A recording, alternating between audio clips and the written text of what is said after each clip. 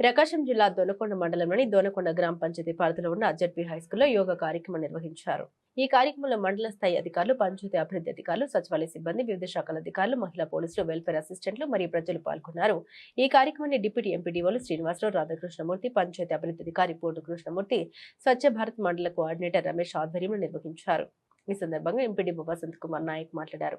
June 7వ తేదీ నుండి 21వ తేదీ వరకు మండలంలోని అన్ని గ్రామాల్లో ప్రతిరోజు యోగా కార్యక్రమం నిర్వహిస్తున్నట్టు తెలిపారు. అంతర్జాతీయ యోగా దినోత్సవం సందర్భంగా జూన్ 21న మండల స్థాయిలో భారీ ఎత్తున యోగా కార్యక్రమం నిర్వహించనున్నట్లు వెల్లడించారు. ఈ కార్యక్రమంలో అధికారులు, ప్రజాప్రతినిధులు, నాయకులు, ఉద్యోగులు, విద్యార్థులు, ప్రజలు పెద్ద సంఖ్యలో పాల్గొననున్నట్లు తెలిపారు. యోగా శారీరక, మానసిక ఆరోగ్యానికి ఎంతో మేలు చేస్తోందని, ప్రతి ఒక్కరు రోజు వారి జీవితంలో యోగాను భాగం చేసుకోవాలని అధికారులు సూచించారు.